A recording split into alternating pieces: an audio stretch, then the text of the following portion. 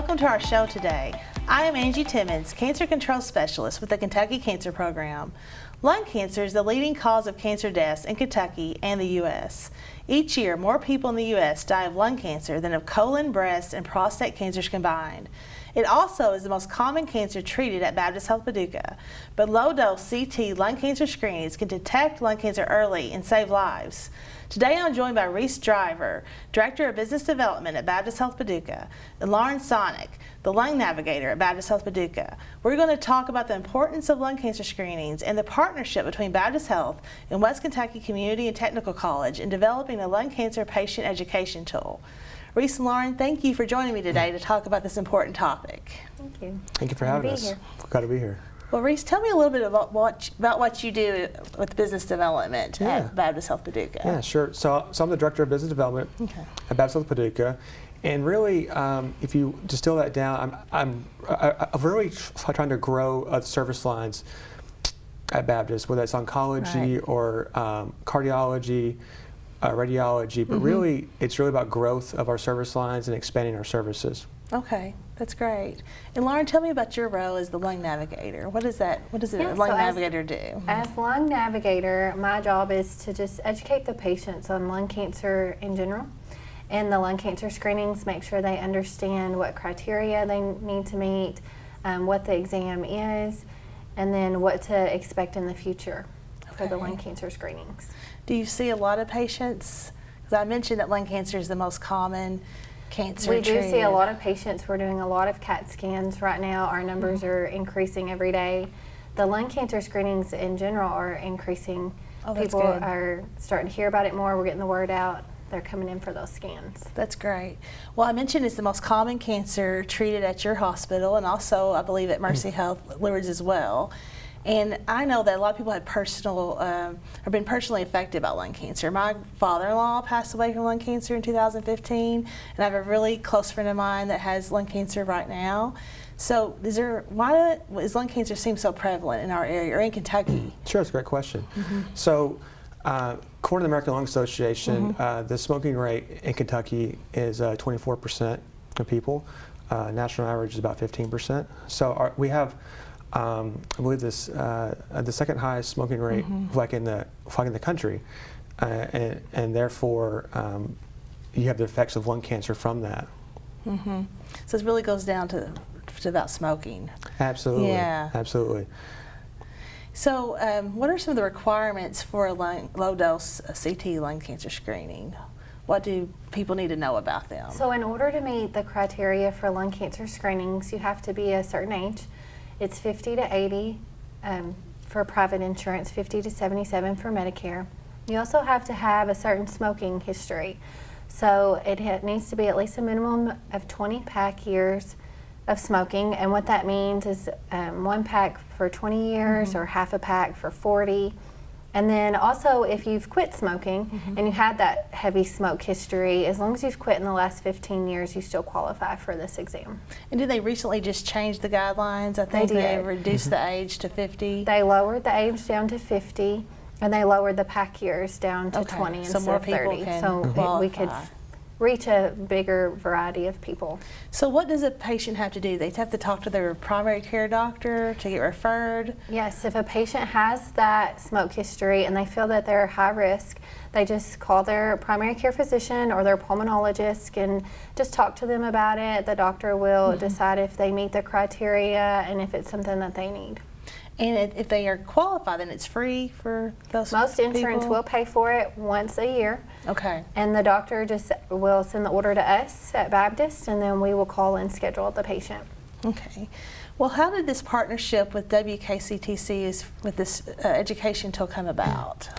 Yeah, so we noticed that there was a need for this. I mean, as you mentioned before, that lung cancer is extremely prevalent in our state. You know, Kentucky, I'm not sure if you realize this, but Kentucky has the highest rate of cancer in the entire country. And with that, lung cancer, as you mentioned before, is the highest, has the highest incidence rate. I believe it's approximately maybe 89 people per 100,000 individuals in our state will have a lung cancer every year. Wow. So it's very high. So we noticed that there was a need for this. There was a need for this to happen. And so we needed to really address lung cancer from multiple ways, and this is one way that we're doing it by increasing or improving the patient education that we're doing. And so we approached a WKCTC about this, and they were gracious enough to help us build this tool for our patients and for our community. So that's how it really came about. Is they really were. They had the tools and expertise and the ability to do this and to help us out in this way. So once you got them, how did you use it? Do you distribute them to doctors' offices, or? Yes, absolutely. So we're currently in the process of distribution right now. We have given it to some primary care physicians around the community. We still have some more to go, but we are also giving it to pulmonologists as well. Okay. CT surgeons, medical oncologists, radiation oncology, but really the bulk of them go to primary care and to pulmonology. Okay. Okay. Can you demonstrate a little bit how maybe a doctor would use it, where they would show the nodule size or just whatever, if you can explain a little bit about. Yeah, absolutely. Or what it says on the. Or Lauren, if you'd like to. Yeah. So I go over the lung nodule tool with all the lung screenings that come in. And basically what I tell them is lung nodules are most of the time benign, but they are the most common thing found on a CAT scan of the chest. Okay. And so I go through the different sizes, and I tell them just what kind of follow-up recommendation the radiologist might set per size. And then we talk about over here the different forms of the nodules, which ones we want. We want our nodules to be smooth. We don't want them to be real spiculated and lobulated like these down here at the bottom. What does that mean if it's spiculated? So that's a good question. Spiculated, it has jagged edges and looks more conspicuous of lung cancer than one with smooth edges like this. But we also have the criteria on the side. Again, the 50 to 80, the 20 pack years, and then quit within the last 15 years. I know sometimes the pack year gets confusing when you're talking to patients, but if they just talk to their doctor or you or someone, they can explain that to them. Yeah, we have a way to average out the pack years for them. Okay. And then there's something on the back, too, that's kind of interesting. There's a quote on the back, and it says, "An ounce of prevention is worth a pound of cure." And that was said by Benjamin Franklin in 1736. And then it says, Baptist Health and West Kentucky Community and Technical College collaborated to provide the patient education tool to improve the health in our community. That's great. That's great just to see two organizations in our community partner together for something that only benefits the people that live here. That's great. So the lung cancer screenings, I know at Baptist started a few years back when they got approved to be free every year.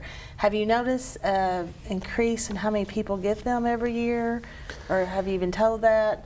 Yeah, so the screening rate in Kentucky, according to the American Lung Association, it's approximately 14.6% of patients that are eligible. Now, this is from the old criteria, so there's a lot more people eligible now than the expanded criteria. National average is around 6%. So you have this interesting thing going on, like in Kentucky, where we're doing really well for screening compared to nationally. Okay. However, if you compare that to colonoscopy screening or mammograms, which is sometimes in the 70s or the 80s percent, we're not doing so well with lung cancer screening. So it is new. So we do have a long ways to go for this. But we have a challenge. We have a challenge. We certainly do. So we're doing a lot of education on this and building these programs out to increase the screening rate, because that's really the best way to really change when our patients are diagnosed with lung cancer, and that's our ultimate goal, because a lot of our patients are diagnosed in the later stages, and we're really trying to find them in the earlier stages when there's more options, such as surgical options, as opposed to just getting chemotherapy or radiation. And so or not even be eligible for treatment. Or not eligible at all. Yeah. You're exactly right. A lot of our patients, may only be referred to hospice, and that's really sad and unfortunate. But we're really thinking that we can shift this curve, diagnosis curve, by doing multiple projects like this to really address this flood issue in Kentucky. That's great. I mean, any little bit will help. Absolutely. It's such a problem. So I know that we're talking about the screening program that, if you smoked or formerly smoked, but there are also people that did not smoke that get lung cancer. So they could still get a screening even though it's not going to be paid for through this program, right? They can pay out of pocket for this Okay. screening. And I believe the cost is $150 Oh, okay. out of pocket. And so they can talk to their doctor about that as well. There's definitely other options to get screened if you don't smoke. Well, that's a good thing to know, because even with KCP we get questions about that where they know people who've never smoked have lung cancer, and people are worried about it. Yeah. Because they know what the outcome usually is. Tell me a little bit about most of the doctor's offices have this already. You said you're still reaching them. Is it through the whole area? Yes, absolutely. And we also did some marketing materials with it to go as well, and those have been very effective. In fact, we recently just had a patient who was at her doctor, saw the marketing materials on the door, saw the tool, asked her physician about it, and got screened. And it come back that she had a lung nodule.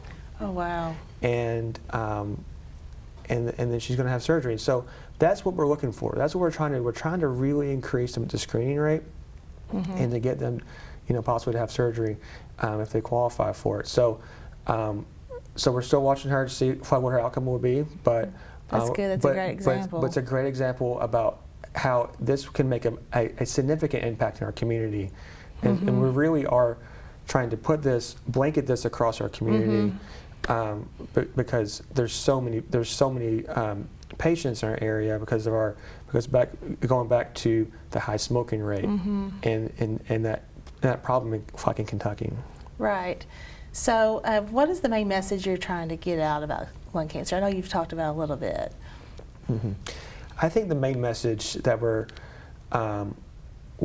wanting to get out of this is that we refuse to accept the status quo that lung cancer is very prevalent in our state. We refuse to accept that the mortality rate is very high in our state. We want to change it. We refuse to accept that the screening rate is very low. We want to change this. And while we don't have the ability to change this at the state level or nationally, but we do have the ability to change it locally. We're going to do that. And so by doing this with partnerships with WKCTC here, and working with the KCP and working with our independent physicians and our own physicians, we believe that we can change this and move the needle. It may take years, but it is worth doing, and we are going to do it no matter how long it takes. We're going to save lives. Absolutely. What about those folks that they put it off for whatever reason? I mean, it doesn't take very long, does it? No, I was going to say it's an easy test. Takes about 2 to 3 minutes. It's done by CAT scan. There's no IVs, there's no contrast injected, so I mean, you're in the office maybe 10 minutes once you get registered and scanned. So it's simple, so there's no reason to put it off. No reason to put it off. And it gives people peace of mind. Yes. Well, it's such an important message. So Absolutely. Thank you, Reis and Lauren, for joining me to discuss this important topic. Next, we're going to talk to your partners at West Kentucky Community and Technical College about their role in developing this beneficial tool.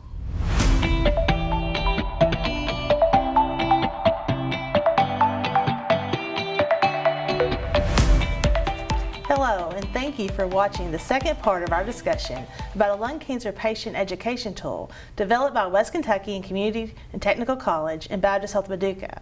I am Angie Timmons, Cancer Control Specialist with the Kentucky Cancer Program.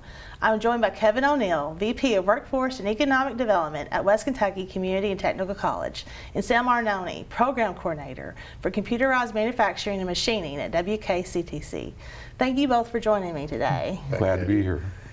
Now, Kevin, can you tell us a little bit about what you do with the workforce economic development here at the college? The department I represent is involved with workforce training for business and industry across our region. And also we work heavily in economic development with those communities, have economic development leaders with the state. When companies or site selectors come in looking at an area, we're involved with that because of the education piece. That's great. Well, Sam, tell us a little about this department that you're over. Computerized manufacturing and machining. We are an associate degree program. We train our students to, of course, be machinists, work in the world of manufacturing. Our program consists of basic traditional manual machining, computerized numerical control machining, and we are moving into additive processes, 3D printing, also we have laser engravers and several other pieces of equipment that we're trying to keep up with technology. It's always changing, isn't it? It is always changing. So is it a fairly new program here at the college? No, this program goes back even before the college was with the Kentucky system. Oh, wow, Yeah. that's interesting. Okay, so it just keeps developing through Yes. the years. Well, I mentioned that you've developed this lung education patient tool Right. with Baptist Health. Was this the first time the department partnered with a hospital in this way? It was. This was a unique way that it happened. Okay. It actually came about with the Baptist Health Paducah employee Mike Muscarella, and through an article that was in one of their journals that indicated a tool for lung cancer screening. And so a conversation struck up actually at a breakfast here in Paducah that's annually done on a monthly basis. And it just immediately got my thoughts going, and knowing what Sam does and his program, I just felt like that this was something that we could pursue. And So you started brought from it to there. Sam's attention I then? did. He certainly did. What were your thoughts? I'm always interested in different projects, and of course with the community we try to stay involved, being a community college. I looked at some of the images that they had, and I thought it was certainly within our capability, and I also thought it would be a good tool for my students to learn about design and the manufacturing process. And also a little bit about lung cancer screening in the meantime. In the process, so, yes, that's great. We've learned all about the different styles of tumors and sizes. Yeah, that's awesome. So can you tell me a little bit about the creation? How did it come about, or how is that something like this made? Well, it was certainly a collaborative effort. As was mentioned, there was an article that there was a lung cancer tool that had some similar properties to this one. But we decided between the committee that was formed that we wanted something a little bit different, and so we started making prototypes and designs, and through I think probably 3 or 4 months of different prototypes and processes, we came up with this particular style of tool, and from that point we were able to figure out how we needed to go into the manufacturing process of it. The end result was the making of, I think, about 370 of these units to go Okay. across the state. So how long, I guess, from getting started to the end did it take? Well, the very first collaborative meeting was sometime back in March of 21, Okay. and we just finished the last order this past July of this year. Okay. So when a student actually has hands-on experience, right? Yes. Making that, like how long would it, something like just making one? Or is it mass produced? Or Well, I really don't know exactly how it works. we've started making just 1 or 2 at a time Okay. to get everything lined out, make sure our machines were set up to do what we wanted, and then we turned it into a production process. From start to end took about an hour to get one done. Okay. Yeah. So do they know that it's been taken to the hospitals? I mean, do they Yes, feel they all- proud about that? Yes, they all knew what accomplishment? the end goal was, and so there was about 3 different students that were involved at different levels throughout, and one of my students who's already graduated, he was instrumental in making a lot of the fixtures. Okay. Fixturing is a very important part of manufacturing, and so that was a good tool for him. Well, Kevin, why was it important for the college to partner with such a community partner like Baptist Sure. with something like this? Well, anytime the community college, which, our mission is for economic development as well as education attainment for our students, and just to be able to work with our business and industry partners in the community. And this one, of course, having such a good relationship, while we do with both our hospitals and throughout in the region, actually the hospitals in the region, because of our allied health program, it just made, it just felt like it's just the right thing to do. So we were, and always do that. I mean, I'm always in my department looking to do those sort of partnerships and helping to, just help the businesses and our citizens. Now, did you say this was the first time you really partnered with a hospital like this? On this sort of, yes, on something like this. Okay. Yes. Do you see more projects like this in the future? There's a couple more that I know. One other one that's being mentioned earlier again has come from Mike Muscarella. Okay. So I think he may be the catalyst to some of these things, which I think he's with the area that he works in. I think he sees a lot of the need for some tools like this. This is kind of like the picture's worth 1,000 words. Sure. Well, this one's even more because just in that you can feel what a particular tumor is like. You can't see size really in your lung. So I think these are really important tools. Well, my husband had the screening and he had a nodule that's not something to be worried about right now. But when they said the size of it, I saw this tool and I thought, oh, that's the size of the nodule. So it is something that really helps visualize, what you may go to the doctor and hear about. So, and it's just going to save lives really in the long run. Right. Anytime we can bring in other departments, I mean, there could be other developments that we'll do that may be over in other areas, not necessarily in our applied technology area, but that's why I like to make the connections and do that when we can. What are some of the things, I'm interested in your department, like when a student goes to you through your program, what's some jobs that may come about through? Well, right now in the West Kentucky area, actually all the way across the nation, the job market for machinists is very open.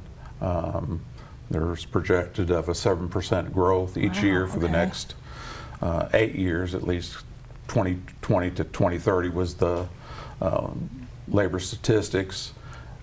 Basically, that's 50,000 job openings per year. That's great. And at this point, I have a 100% placement rate because of that need. Manufacturers, machine shops, all across this part of the state basically get a call once or twice a week from someone looking for a machinist.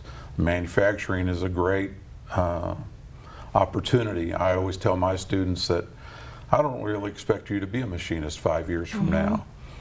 You can go on to engineering, entrepreneuring. I actually have 2 students that have opened their own shops in the last recent couple years and are doing quite well.